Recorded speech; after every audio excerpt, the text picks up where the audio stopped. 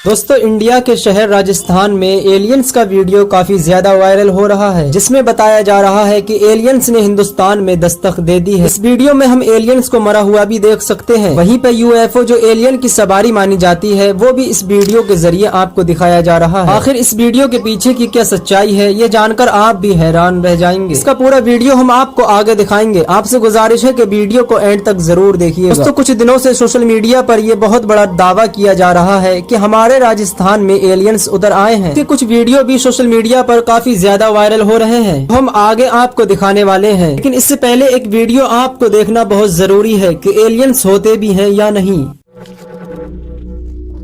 Social media पर viral हो रहे हैं वीडियो। सोशल मीडिया इंस्टाग्राम पर कल से कुछ वीडियोस वायरल हो रहे हैं, जिसमें दावा किया जा रहा है कि राजस्थान के किसी गांव में एलियंस उतर चुके हैं। इस वायरल वीडियो में कुछ वीडियोस और भी दिखाए जा रहे हैं, जिनमें दिख रहा है कि एलियन यान से कुछ एलियन जैसी आकृति उतरती हुई दिखाई दे रही है।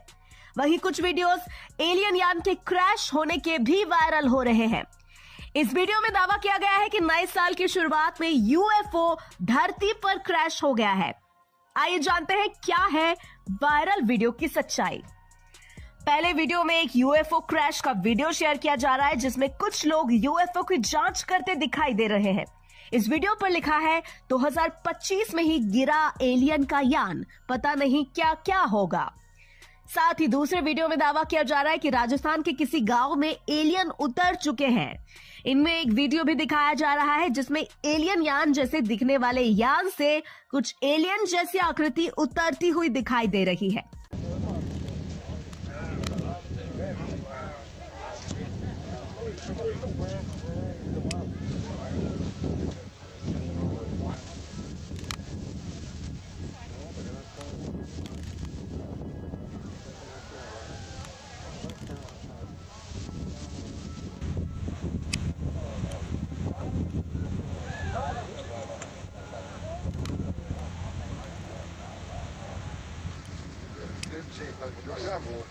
I think that's like Chris took here.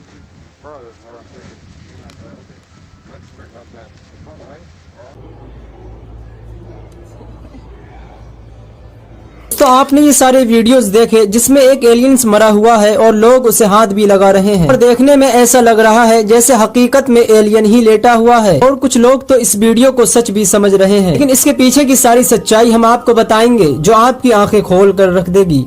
उससे पहले आप ध्रुव राठी का ये वीडियो देखिए। कंस्पिरेसी थ्योरीज और फैलती रही, लेकिन सच्चाई यही है कि अगर आप एयरप्लेन्स की साइटिंग्स को देखोगे, आमतौर पर जो एरोप्लेन्स होते हैं पैसेंजर एयरक्राफ्ट, वो 10,000 से लेकर 12,000 मीटर की हाइट तक उड़ते हैं।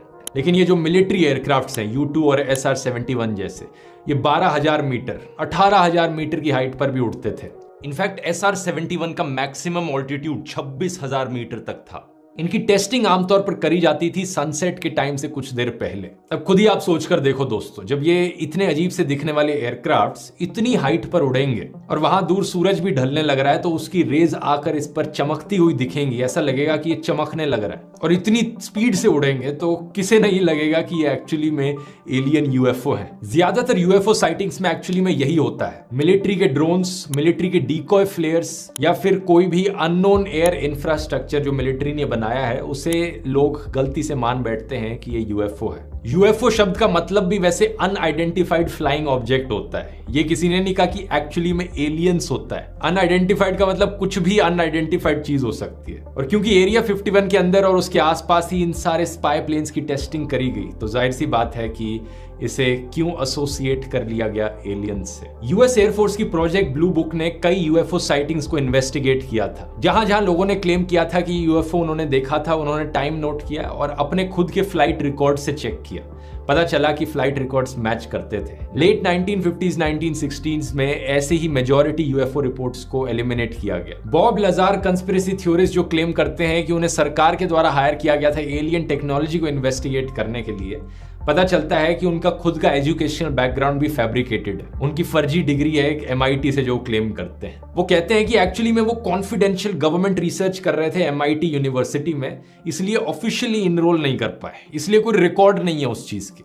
लेकिन क्लेम करते हैं कि भाई MIT से पढ़ाई करी। ये तो वही बात हो गई कि मैं भी कह दूं कि मैंने अंडर कवर रहकर सरकार के लिए काम किया था, IIT में रिसर्च करी थी, इसलिए मैंने IIT से पढ़ाई करी है। लेकिन आपको कोई IIT का रिकॉर्ड नहीं मिलेगा मेरे नाम से, क्योंकि ऑफिशियल रिकॉर्ड नहीं है। समझ रहे हो ना? बॉब लजार ने क्लेम किया था कि एलियन स्पेसक्राफ्ट को एलिमेंट 115 के द्वारा पावर किया जाता था, जिसकी मदद से अपनी खुद की ग्रेविटी क्रिएट कर सकता था वो alien spacecraft. Element 115 is a super heavy element, but it's a unique element. When it's exposed to radiation, it produces its own gravitational field, its own anti-gravitational field, and it's what's used to lift and propel the craft and create distortions around it. भाई आपका knowledge तो कमाल का है भाई का। लेकिन कई साल बाद जाकर 2003 में रशियन साइंटिस्ट ने एक्चुअली में इस एलिमेंट का आविष्कार किया।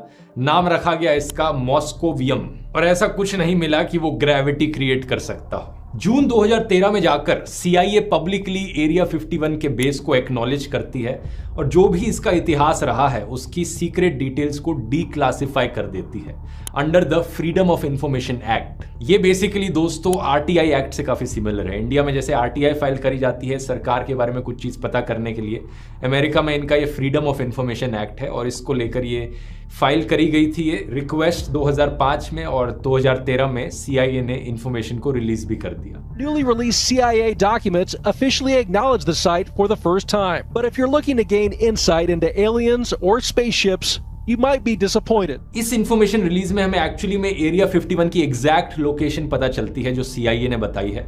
आप नक्शे पर देख सकते हैं। ये नेवाडा की स्टेट में मोहावे डेजर्ट के बीचों बीच है। जनवरी 2017 में 13 मिलियन पेजेस डीक्लासिफाइड डॉक्यूमेंट्स के CIA के द्वारा रिलीज किए जाते हैं ऑनलाइन। इन डॉक्यूमेंट्स में ढेर सारे आपको रिकॉर्ड्स मिलेंगे UFO साइटिंग्स के और एक्सपेरिमेंट्स के जो CIA करने लग रहा था। जनवरी 2021 में फिर से हजारों CIA के डीक्लासिफाइड डॉक्यूमेंट्स रिलीज किए जाते हैं UFOs के ऊपर। Through the 1950s, UFO sightings become the convenient cover-up for U-2 flights. But on May 1st, 1960, America's top secret spying mission is blown when the USSR downs a high-flying U-2.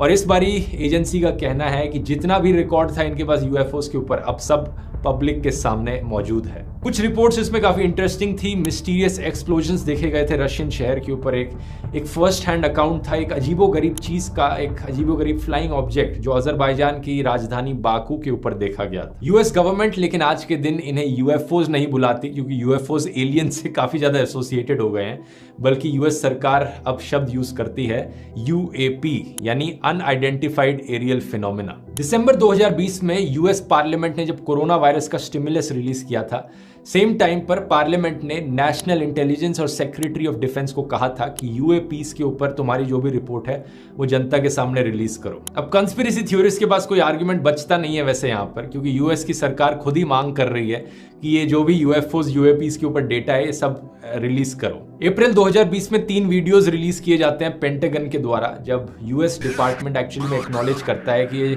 3 videos जो 2007 और 17 में leak हुए थे ये actually में असली videos थे। अगस्त 2020 में डिफेंस डिपार्टमेंट एक UAP टास्क फोर्स बनाता है कि जितने भी UAPs हमें दिखते हैं उन्हें डिटेक्ट किया जाए, एनालाइज किया जाए और कैटलॉग किया जाए, क्योंकि वो US की नेशनल सिक्योरिटी के लिए खतरा हो सकते हैं। तो जैसा कि आप समझ रहे होंगे, ऐसा नहीं है कि सारे UFOs जो देखे गए थे सबके बारे में हमें पता है। कई ऐसे इंसिडेंट्स हुए हैं पिछले 5-10 सालों में भी जहां पर US के पायलट्स ने खुद UFOs को ऑब्जर्व किया है, लेकिन डिफरेंस बस ये है, कोई ये नहीं कहता कि वो एलियंस के द्वारा बनाए गए हैं, एक्स्ट्रा टेरेस्ट्रियल ओरिजिन के हैं। There were a lot of different data sets that came in that we looked at, tried to figure out what they were. There were some that turned out to be weather balloons, for example. In fact, there were several, but there were many that there is not enough data and sensor data. When we had a lot of sensor data on some of them, that we couldn't determine what they are. माना यह जाता है कि ये UFOs किसी highly classified programme का हिस्सा है जिस पर किसी देश की सरकार की कोई एजेंसी काम करने लग रही है। आज के दिन भी एरिया 51 एक ऐसा ही एरिया है जहां पर कॉन्स्टेंटली नेक्स्ट जनरेशन एयरक्राफ्ट्स की टेस्टिंग करी जाती है। आज के दिन एरिया 51 एक ग्लोबल सेंसेशन बन चुका है, ना सिर्फ अमेरिकन के लिए बल्कि दुनिया भर के लोगों के लिए, और अमेरिकन स्टेट नेवाडा के लिए बहुत अच्छा टूरिज्म का भी एक जरिया बन चुका है। साल 1996 में जो नेवाडा की स्टेट थी उन्होंने अपने हाईवे को रीनेम कर दिया था as the extra terrestrial highway. उन्होंने सोचा अगर लोग आना ही चाहते हैं इस कंस्पिरेसी थ्योरीज में यकीन करके इस जगह पर, तो आए हम इसका फायदा उठाते हैं टूरिज्म के लिए। बस एक चीज है, कभी आप इसके पास जाओ तो एरिया 51 के अंदर मत जाना, ट्रेस पास मत करना, क्योंकि अभी भी वो एक मिलिट्री की फैसिलिटी है। वहां जाओगे तो वो आपको अरेस्ट कर लेंगे। एक डच यूट्यूबर था टीस ग्रांजियर करके, जिसने एरिया 51 के अंदर। तो आपको ये वीडियो देखकर समझ आ ही गया होगा कि एलियंस होते भी हैं या नहीं। और जो हिंदुस्तान के राजस्थान का ये वीडियो सोशल मीडिया पर वायरल हो रहा है, ये एक AI जनरेटेड वीडियो है, AI की मदद से जनरेट किया गया है। सारे के सारे फेक वीडियोस हैं जो राजस्थान का बताकर सोशल मीडिया पर वायरल किए जा रहे हैं। किसी भी वीडियोस पर यकीन ना करें। वीडियो के बारे में आपकी क्या राय है, कमेंट बॉक्स में जरूर दीजिएगा।